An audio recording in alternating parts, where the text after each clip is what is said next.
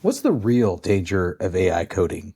Seems great. What's the danger? Let's get into that. This is a video about one of the big problems that will come out of AI, and that is how do you architect complex systems with just AI in your back pocket? Millions of people wish to learn how to code, and I think it's a great thing for the world. I do. There's a big but that comes at the end of that, which is the number of people who can actually systems architect at an advanced level to make sure that the software not only works, but that it's also secure.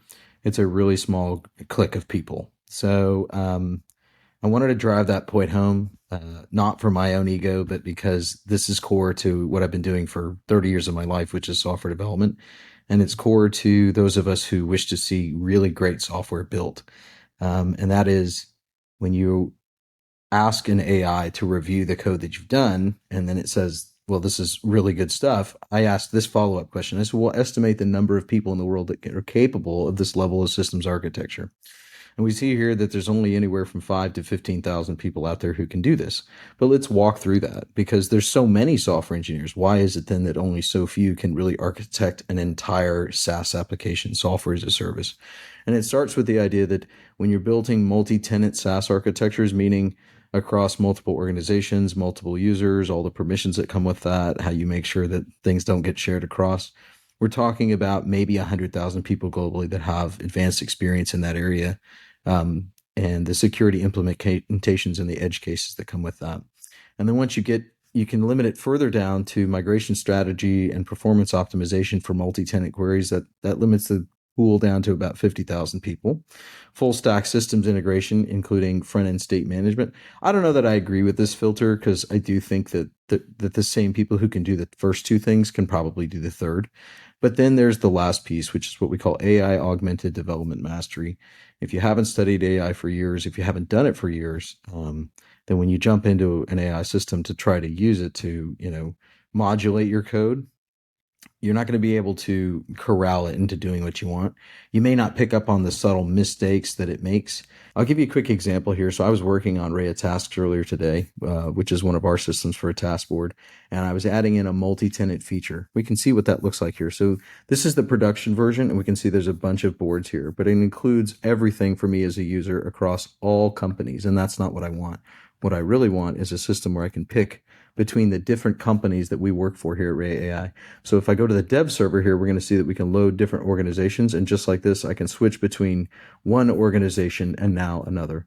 That is a super simple thing for the front end. It looks easy, right? This took hours of AI expertise and also coding and front end and back end expertise, database expertise to be able to pull off to make it look that simple. I think that's probably one of the interesting things about software development is that the simpler it looks on the front end, probably the harder it was on the back end to complete that task. Let's take a look at how much had to be done just to even pull that off. This is a chat with AI over everything that you've got to do to be able to pull off that one simple trick you saw on the front end. This is a massive, massive chat. And there are so many times where AI made mistakes where I had to corral it into doing it the correct way. We can look up here. This is multi-org project skeleton loading. The simplest feature, which is to make it so that people see like the little loading screen as it works. That right there takes this level of effort, and you've got to get it right. You've also got to run, extensive testing, automated testing. So here we're setting up Playwright automated testing with project grid specs and yada yada.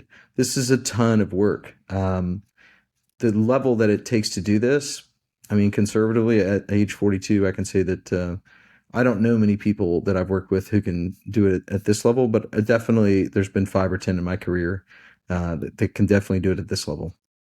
So what's the point of this?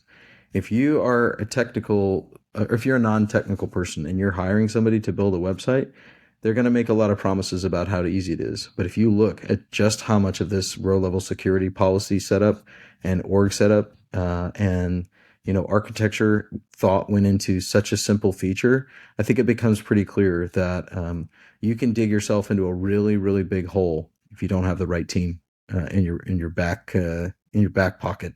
So yes, a little bit of a nod to our company, but also a nod to the idea that when you want to build something that's not only simple, but that also does the job correctly, it's gonna take time And picking the wrong AI team will actually end up putting a shovel into a young person's hand or an inexperienced person's hand who's going to dig the hole in the wrong location. That's actually the biggest danger of AI. It will start building bigger and bigger and bigger software problems at a faster clip. I highly recommend that people follow the Google method. And let's see if we can get Claude to talk to us about that before we end this video. What's the Google method for white papers for software development? Be brief. And so here we get into how software architecture or software development lifecycle actually works. And it looks like it doesn't even know about this. And maybe it's going to do some research. I'll tell you what it is. You spend the first, if you have 6 weeks to complete a feature, you usually spend the first week or two writing papers. You write papers. You debate it in your mind. You debate it on a whiteboard. You debate all the aspects up front.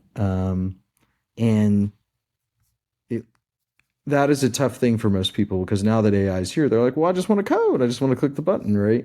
But that part will never change for many years because AI is good at writing the little tiny piece. It's good at like hitting the hammer where it needs to go, but it's not a good at designing the bridge. And if we ask AI to design the bridge, it's going to be duct tape all over the place. I hope this helps for anybody who's looking to share this video with someone who maybe share it with somebody who's like, yeah, it should only take 2 weeks for them to build this thing.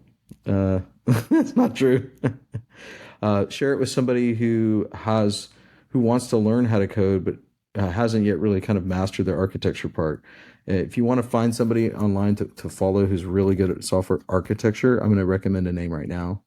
Let's see right here. This guy right here. He works at Amazon. He works in both AI and software development. He's got 136,000 followers on LinkedIn, Alexandre, and he puts out tons of great content on how to think about the complexity and how to master that with AI. And I love this iceberg. I'm going to close with this one because it was one of my favorites that I've seen here. Here we see what the client sees, which is images and forms and scripts and functions and font sizes and buttons. And this is the part that you see if you were to go like right click on a website and choose the inspect part, you know. But then there's all this stuff that happens on the back end that increases the complexity significantly. So just like an iceberg has only 10% above the water and 90% below, there's so much going on behind the scenes to make sure that you use the correct security, to make sure that it works on mobile, to make sure that you've localized it so it works across multiple countries, so that the drag and drop interface works. I highly recommend that if you're talking to somebody about working on software for your company, that you ask them questions based on this diagram here. So I'll post this in the comments of this particular LinkedIn post, because you can ask AI, hey, take a look at this photo and come up with 20 interview questions that I could ask a software development team to ensure that they actually know how this stuff works. Because if they don't know how this works, AI is not going to get them out of the hole. AI is not going to help them code any better than we were in the pre-AI days. Thanks.